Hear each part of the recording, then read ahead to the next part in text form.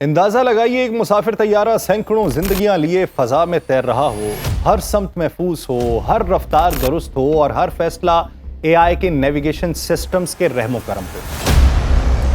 اچانک کسی اندھیری قوت کی طرح آسمان پہ خاموش چاقو چلے، جی پی ایس کا رابطہ ختم ہو، سسٹمز فیل ہو جائیں، آٹو پائلٹ بے بس ہو جائے اور پائلٹ کو علم ہی نہ ہو کہ وہ زمین سے کتنی بلندی پر ہوا میں معلق ہے۔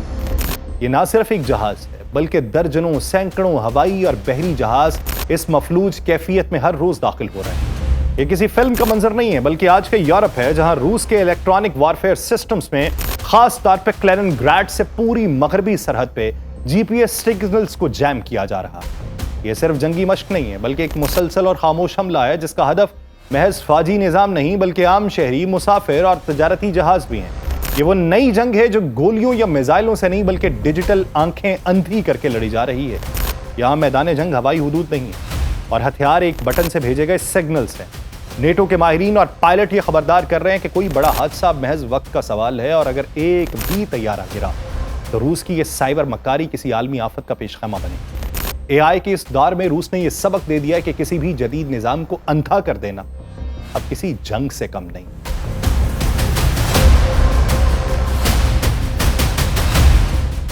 آپ سب پر سلامتی ہو، میں یاسر رشید ہوں اور آپ دیکھ رہے ہیں سنو نیوز۔ ناظرین، یورپ کے آسمانوں میں ہر گزرتا لمحہ خطرناک ہو رہا ہے۔ روس نے کلینن گراڈ میں موجود اپنے الیکٹرانک وارفیئر سسٹمز کے ذریعے مشرقی یورپ میں جی پی ایس جیمنگ کا دائرہ اس حد تک پھیلا دیا ہے کہ اب یہ صرف فوجی نظاموں تک محدود نہیں ہے بلکہ عام شہری ہوا بازی اور بحری آمد و رفت بھی براہ راست متاثر ہو رہی ہے۔ فن لینڈ، پولینڈ، جرمنی اور بالٹک ریاستوں میں روزانہ بنیادوں پہ جی پی ایس سسٹمز مفلوج ہو رہے ہیں۔ کئی مسافر طیاروں کو متبادل نظام پہ منتقل ہونا پڑ رہا ہے، بعض کو لینڈنگ سے پہلے اپنا راستہ بدلنا پڑا ہے اور کچھ پروازیں مکمل طور پہ منسوخ ہو چکی ہیں۔ فن ایئر 1 ماہ سے زیادہ عرصے سے ایسٹونیا جانے سے قاصر ہے۔ اس خلفشار کی بنیادی وجہ کلینن گراڈ میں نصب روسی اوکنیف اینٹینا اور بوریسیو گالبیک 2 اور مرمنسک بی این جیسے جدید جیمنگ سسٹمز ہیں جنہیں روس یوکرین میں بھی استعمال کر رہا ہے۔ اور ایکسپرٹس یہ خبردار کر رہے ہیں کہ اگر یہی صورتحال برقرار رہی تو کسی بڑے فضائی حادثے کا خطرہ بہت قریب تر ہے۔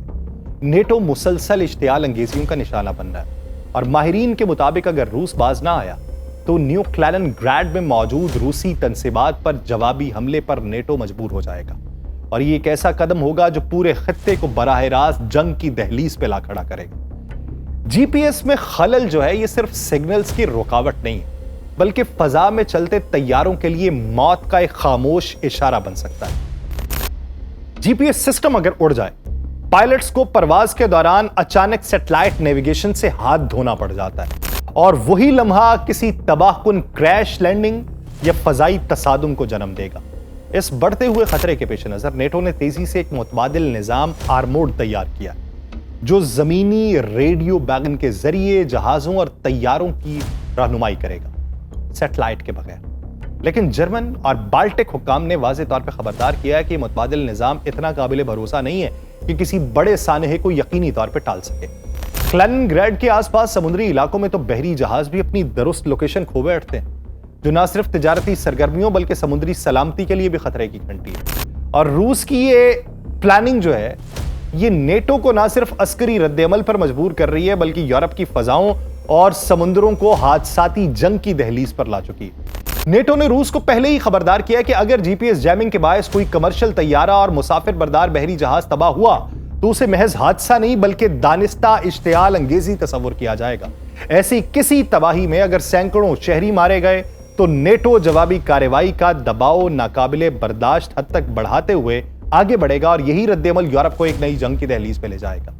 بعض جو ہیں وہ جیو پولیٹیکل شخصیات، ان کو یہ خدشہ ہے کہ اگر صورتحال بگڑ گئی تو کوئی نیٹو رکن ملک غصے یا دباؤ میں آ کر کلینن گراڈ میں نصب روسی جیمنگ سسٹمز پہ حملہ کر سکتا ہے، جو بظاہر ایک دفاعی قدم ہوگا مگر ماسکو کو وہی موقع دے گا جس کی وہ طاق میں ہے اور روس فوراً یہ دعویٰ کرے گا کہ اسے پہلے حملے کا نشانہ بنایا گیا۔ یوں کہانی کا رخ پلٹ جائے گا اور نیٹو کا دفاعی آرٹیکل 5 غیر متعلقہ ہو کے رہ جائے گا۔ اسی طرح روس مظلوم بن کے دنیا کے سامنے ایک نیا بیانیہ پیش کرے گا اور اپنے اگلے حملوں کو جوابی اقدام کا نام دے کر جائز ٹھہرانے کی کوشش کرے گا۔ یہ نیریٹو بلڈ ہو رہا ہے यूरोप में। और रूस की इस जारहाना हिकमत अमली के पीछे यूरोप कहते हैं कि गहरी और सोची समझी मंतक है, जो सिर्फ फौजी बर्तरी के लिए नहीं बल्कि नफ्सियाती और सियासी गलबे के लिए भी अपनाई गई। जीपीएस जैमिंग का मकसद सिर्फ नेटो ममालिक की तकनीकी सलाहियतों को चैलेंज करना नहीं है, बल्कि एक ऐसे मुसलसल दबाव की फजा को कायम करना है जहां दुश्मन खुद को गैर यकीनी, लाचार और दिफाई पोजीशन में महसूस करे। मॉस्को ये जानता है कि कमर्शियल एविएशन या बहरी नेविगेशन जैसे हसास शोबे में मामूली खलल भी मगरबी हुकूमतों और आवाम के दरमियान खौफ, गुस्से और बेएतमादी को हवा देगा। और रूस अपनी इस चालाक चपकलिश से नेटो को उस मकाम तक धकेलने की कोशिश कर रहा है जहां वो जवाबी हमले पर मजबूर हो जाए, क्योंकि ऐसा हमला रूस को एक मुतासिरा फरीक के तौर पर पेश करने का सुनहरी मौका बनेगा। और इसके जरिए मॉस्को ना सिर्फ नेटो के इत्तेहाद को आजमाइश में डालेगा, बल्कि आलमी बरादरी के सामने एक नया बयानिया भी कायम करेगा कि असल जा रही है तो नेटो ने की। और इस हिकमत अमली में रूस के पुराने जंगी फलसफे की झलक भी नजर आती है, जिसमें ताकत का मुजाहिरा जो है वो महज अस्करी बर्तरी के लिए नहीं किया जाता, बल्कि दुश्मन की सियासी साख्त, सिफारती पोजीशन और अखलाकी जवाज को भी मुतजलजल करने के लिए इस्तेमाल किया जाता है। कैलिनिंग्राड जैसे खित्ते में जीपीएस जैमिंग महज इलेक्ट्रॉनिक वॉरफेयर नहीं बल्कि एक मुसलसल नफ्सियाती दबाव की मुहिम है, जो नेटो को अंदरूनी तौर पर तकसीम कर सकती है। अगर कोई हादसा होगा तो नेटो रद्देअमल देगा, तो रूस फौरी तौर पर अपने दिफा का जवाब पेश करेगा, दुनिया के सामने यह जाहिर करने की कोशिश करेगा कि वो बैनुल-अक़वामी उसूलों को मुहाफिज है, जबकि मगरिब एक जारे कुव्वत के तौर पर सामने आया। यूं रूस जो है वो ना सिर्फ अपनी सरहदों के करीब ताकत का तवाजुन अपनी मर्जी से तरतीब देना चाहता है, बल्कि नेटो को एक अखलाकी और तज़वीराती कशमकश में भी उलझा देने का उसका बुनियादी मकसद है। नेटो के जो नए सेक्रेटरी जनरल है मार्क रूटे, उन्होंने हालिया दिनों में जो खदशात जाहिर किए थे वो आलमी अमन के मुस्तकबिल पे एक गहरा साया डालने वाले थे। अब नया सेक्रेटरी जनरल है, नया बयानिया तो कायम करेगा। उसने ये कहा कि दुनिया इस वक्त एक संगीन मोड़ के ऊपर खड़ी, जहां बैक वक्त दो बड़े खतरात पनप रहे हैं। एक जानिब चीन जो है वो ताइवान पे हमले की तैयारी में मसरूफ है, ये नेटो की ज़हनियत है और नेटो ये नैरेटिव बिल्ड कर रहा है, जबकि दूसरी तरफ उनके नजदीक रूस नेटो के मशरकी महाज पे इश्तियाल अंगेज सरगर्मियों में मुलव्वस है। और मार्क रूटे ने यह कहा कि अगर चीन ताइवान पे चढ़ दौड़ता है तो उसका बराह रास्त असर जो है वो यूरोप के ऊपर पड़ेगा, क्योंकि रूस इस मौके से फायदा उठाते हुए नेटो को पीछे धकेलने के लिए हमला आवर हो जाएगा।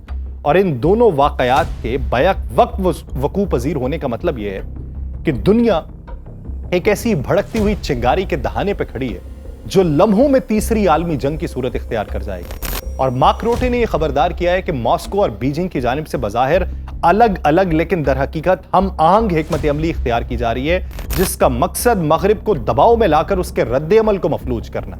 और मार्क रूटे का यह तबसरा मामूली सियासी बयान नहीं है, बल्कि उसके पस मंजर में उनके मुताबिक इंटेलिजेंस रिपोर्ट्स हैं, अस्करी तज्जिए हैं, जोग्राफियाई तब्दीलियों की एक पूरी लड़ी छुपी हुई है।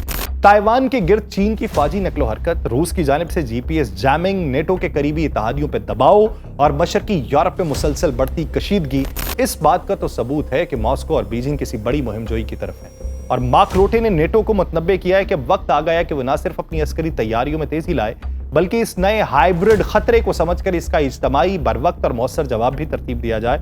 और उसका यह मानना है कि तीसरी आलमी जंग किसी एक बड़ी गोली या बम से शुरू नहीं होगी, बल्कि ये एआई से होगी, इलेक्ट्रॉनिक जंग से होगी और छोटे मगर मुतवातर इक़दामात के एक सिलसिले से जन्म लेगी, जिसे पहचानना, रोकना दुनिया के लिए सबसे बड़ा चैलेंज होगा। ऐसी सूरत हाल में नेटो के लिए बराह रास्त बहरी या फजाई हमले करना निहायत हसास और खतरनाक फैसला है। अब देखना यह कि नेटो अगर ये नैरेटिव अपना रहा है तो नेटो कितनी मुश्किल में। इसके नताइज फौरी तौर पर पूरे यूरोप और दुनिया की एक वसी जंग की लपेट में आएंगे। नेटो एक दिफाई इत्तेहाद है और उसकी बुनियाद आर्टिकल 5 के ऊपर, जो सिर्फ उस वक्त हरकत में आता है जब किसी रुकन मुल्क पे बराह रास्त हमला हो।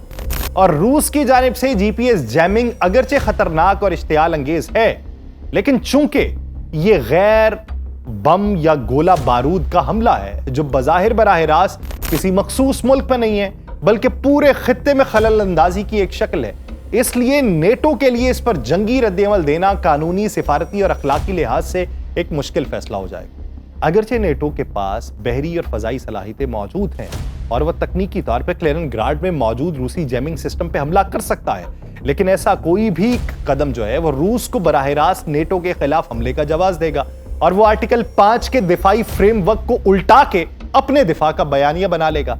یہی وہ حکمت عملی ہے جس کی طرف مارک روٹے نے اشارہ کیا کہ روس ممکنہ طور پہ نیٹو کو اشتعال دلا کے پہلے حملہ کروانا چاہتا ہے تاکہ عالمی رائے عامہ میں اسے مظلوم اور جواب دینے والا دکھایا جا سکے. اس لیے نیٹو چاہے بھی تو براہ راست حملے کی بجائے الیکٹرانک وارفیئر، سفارتی دباؤ، سائبر کاؤنٹر ٹیررزم جو ہے یا اس کی میئرمنٹس جو ہیں اس سے مشترکہ انتباہی پیغامات دے سکتا ہے، جیسے متبادل راستے اپنا لے، جتنا زیادہ ممکن ہو سکے، جتنا زیادہ محفوظ راستہ اختیار کیا جا سکے تاکہ تنازع کو روکا جا سکے، بجائے اس کے کہ ایک تباہ کن عالمی جنگ شروع ہو. لیکن اثرات یہ آئیڈیل سچویشن والے نہیں لگتے. اب دیکھیے کہ منظرنامہ کیا بنتا ہے. مجھے دیجیے اجازت، اللہ نگہبان.